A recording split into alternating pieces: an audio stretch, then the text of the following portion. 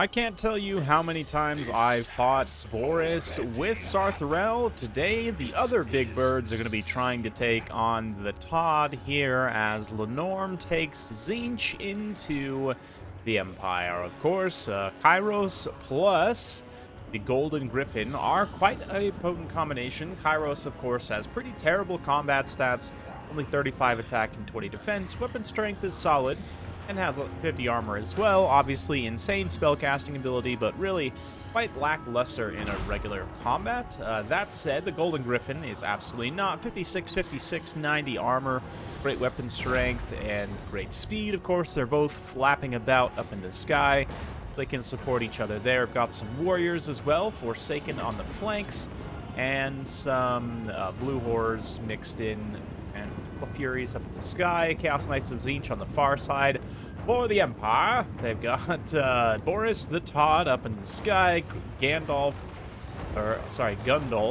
here, supporting a couple of Outriders, including one grenade launcher, some spears up front, handguns, and the silver bullets, and one halberd, maybe two halberds? Yeah, two halberds, Hammer of the Witches, and a couple of Empire Knights. So I like quite a bit of this here. The one thing is, from a missile perspective, there is a lack of war wagons.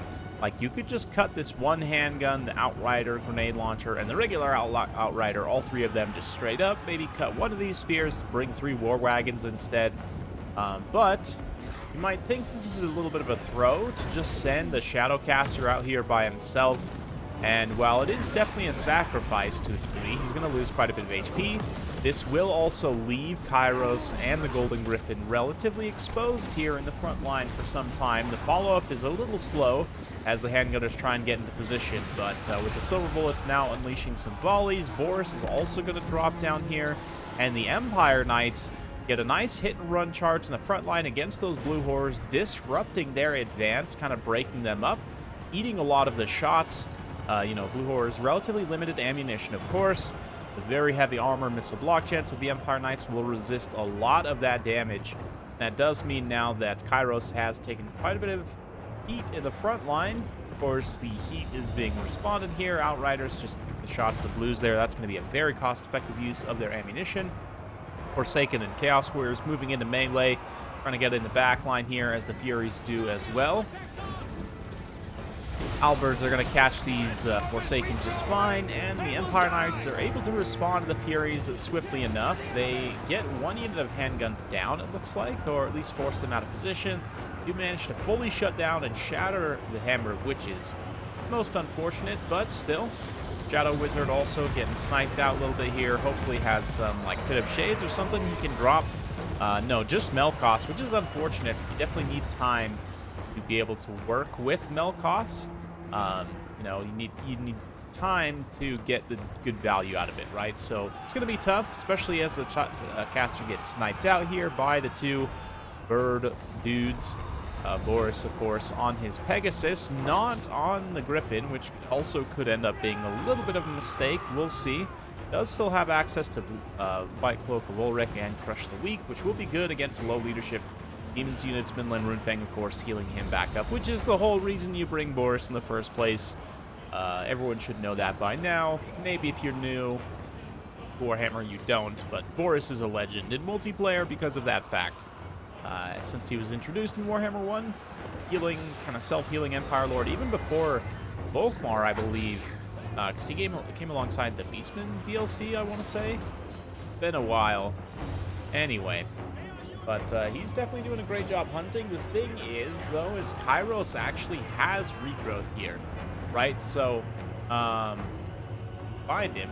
Like he's chasing some stuff off the map here. Yeah, chasing that Shadow Wizard off the map. So between the barrier and the regrowth, both of these single entities have quite a bit of ability to recover from all of this damage taken. With the Blue Horrors getting charged out on the ground, Chaos Warriors getting charged out on the ground as well.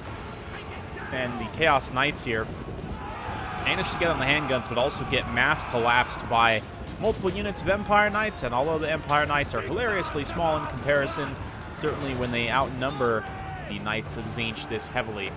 Boris also supporting. Halbert's now moving in as well. It's really not going to go well for them, particularly. But silver bullets drawing a bead, trying to get some shots on the Golden Griffin. The Blue Horse kind of push through Empire formation to try and get on them to interrupt those shots.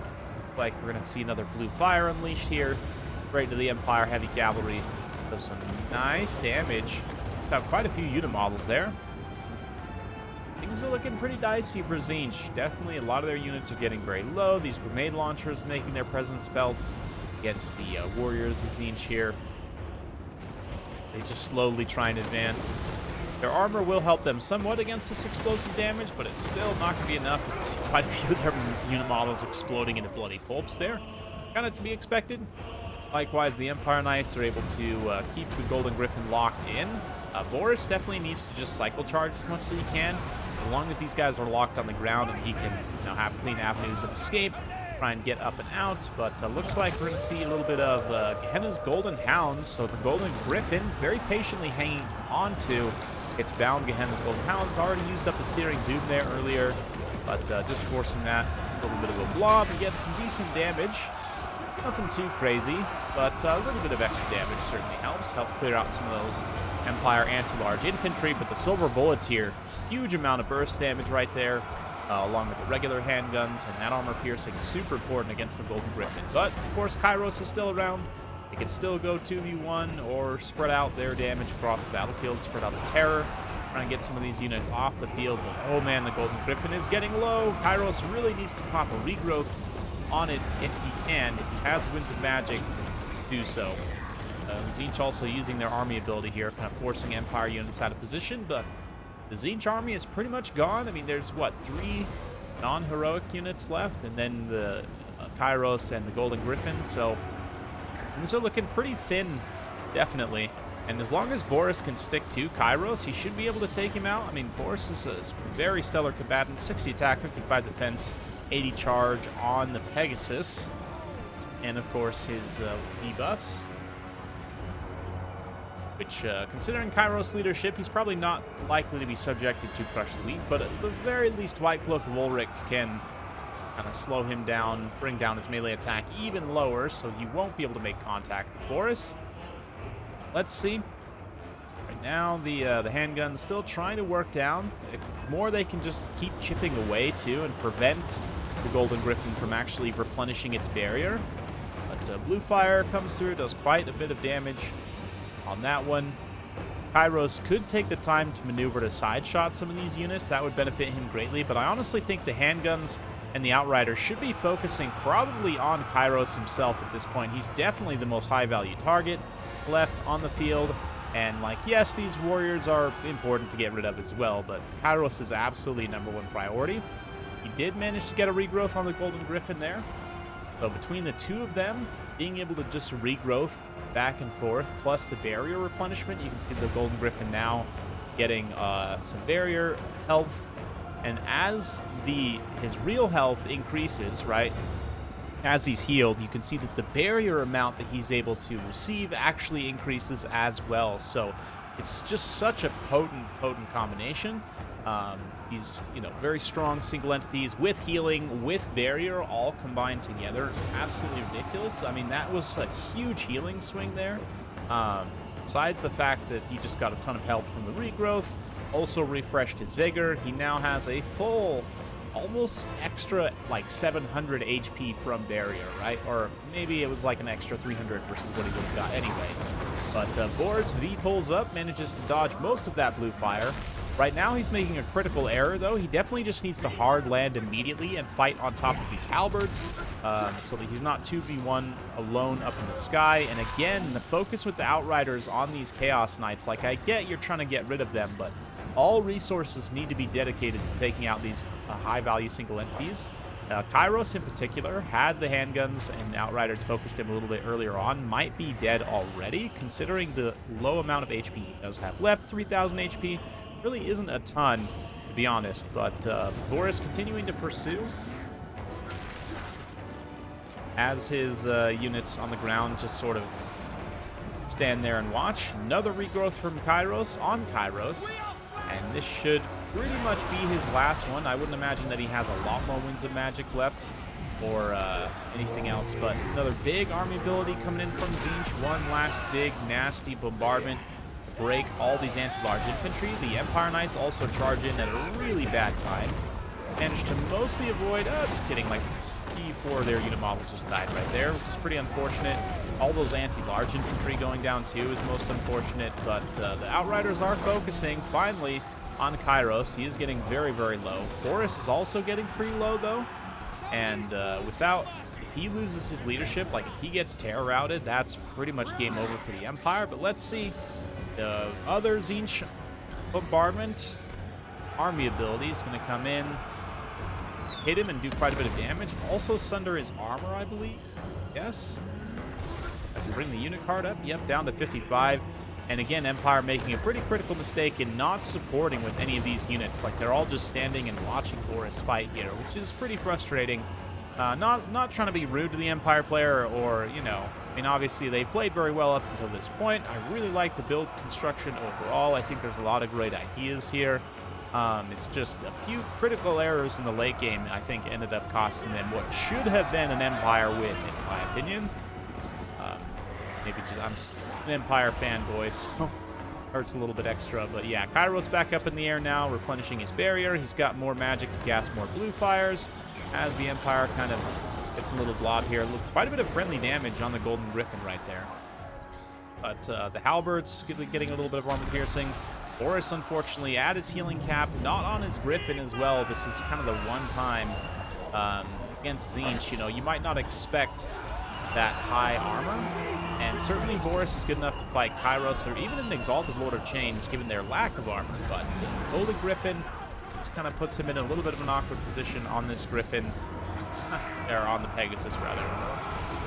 Should have had the Griffin to fight the Griffin. But at the same time, I think that this build probably could have worked, even as he had it here, without the war wagons and whatever else, just with a little bit of micro change there at the end, focusing Kairos a tiny bit more. If he wasn't able to get that last regrowth, there's a good chance that Empire ends up winning there at the end. But it's definitely a very close game, great back and forth.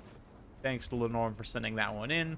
This double Big Bird is just nasty, to be honest. It's super, super strong, and especially if you can limit your opponent's ability to shoot you out of the sky, or and they also don't have like superior melee capability to just beat these two straight up in combat, which is like a relatively small, limited number of factions. But I could see this maybe working against Bretonia as well, maybe some other factions as well. You could always option in somebody else for Kairos if you wanted to go with like Lord of Metal or something. But Kairos just so efficient at casting, and his main weakness, his lack of combat power, is significantly lessened by teaming him with the Golden Griffin. So yeah, the only vulnerability there, as I mentioned, is just missiles. And here, this Empire build, while it did have quite a bit of missile capability, I mean, ultimately, a lot of these missile units didn't pay for themselves. The Silver Bullets did, and the Outriders did. So I don't know. I like the pick of the Hammer of Witches enough, even though it didn't do that much. I'd probably keep it, but like I said, these other three,